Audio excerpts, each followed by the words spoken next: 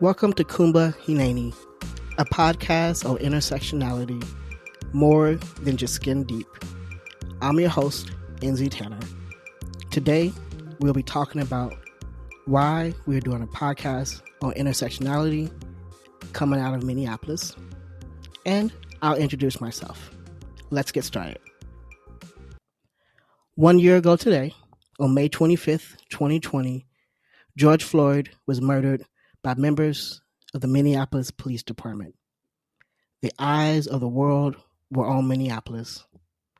All over, folks wanted to educate themselves about anti-racism and other forms of oppression and how to be better allies.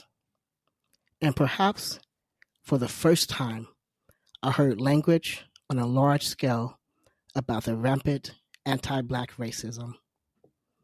Over the last few years, we have seen an increase in anti-Semitism, all kinds of race-related attacks on trans youth, and the list goes on. I asked myself this summer, how can we educate our community? What are some best ways to explore and uplift the many voices in our community? I realized doing a podcast on intersectionality may be my best chance. This podcast is a chance to hear stories from folks as well as hear reflections from me about various topics. In a minute, I'm going to introduce myself, but first, I want to start off by defining what I mean by intersectionality. Intersectionality refers to the simultaneous experience of categorical and hierarchical classifications, including but not limited to race, class, gender, sexuality, and nationality. It also refers to the fact that what is often perceived as disparate forms of oppression, like racism, classism, sexism, and xenophobia, are actually mutually dependent and intersectional. As one example of a group with an intersectional identity, Black Jewish lesbian women may have similarities to and differences from other oppressed groups in the meanings that are assigned to their multiple positionalities. In other words, Black Jewish lesbian women may experience anti-Semitism, anti-Black racism, sexism, etc. Now, I want to take the time to introduce myself. My name is Enzi Tanner. I use he, him pronouns, and I live on occupied Anishinaabe, Dakota land, commonly referred to as North Minneapolis, Minnesota, USA, with my husband and our dog, Athena. I identify as a Black, trans, disabled Jew. I know for some, this may be just a list of labels, but for me, it makes a part of who I am to make the whole. I'm a licensed social worker, and for the last 12 years, worked with social services agencies, primarily working with unsheltered folks. Random facts about me. I'm licensed to marry. I'm also giving you a warning ahead of time of the potential ability to slip into random facts about Doctor Who. Now that you have been warned, a little more about me.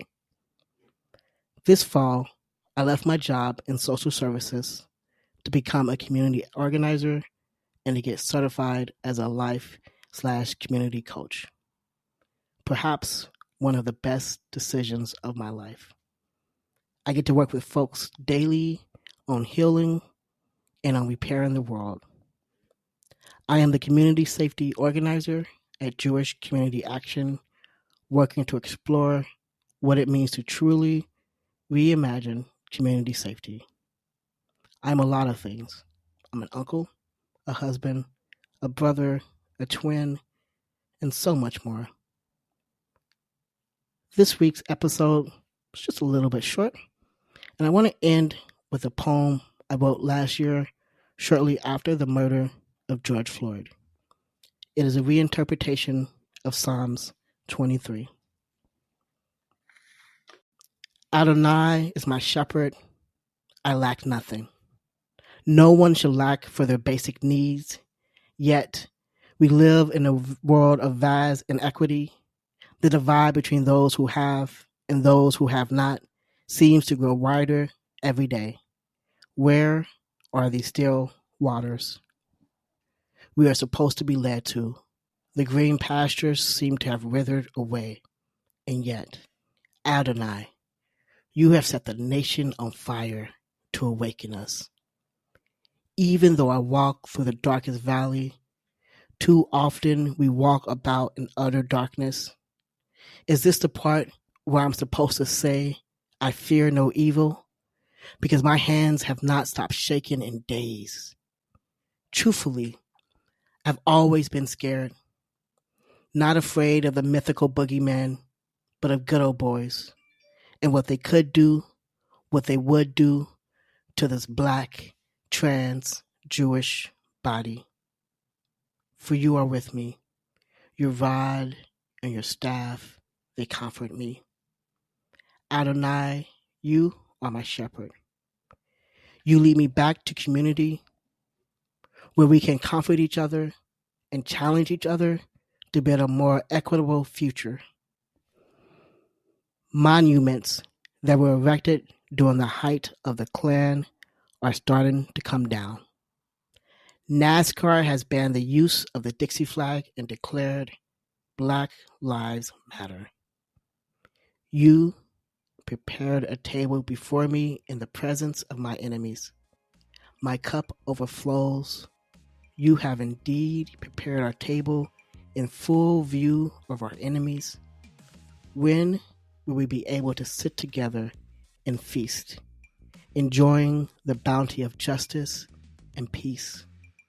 Surely your goodness and mercy will follow me all the days of my life. I am uncertain about tomorrow, and yet, Adonai, you are my shepherd. I lack for nothing. That's it for this week's Kumba Hineni.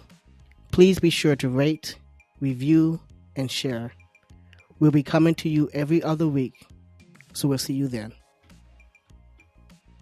Kumba Hineni, a podcast on intersectionality, more than just getting deep, is a part of the Jew Folk Podcast Network, a product of Jew Folk Inc. You can email the show at podcast@tcjewfolk.com. For more information, go to tcjewfolk.com/podcast.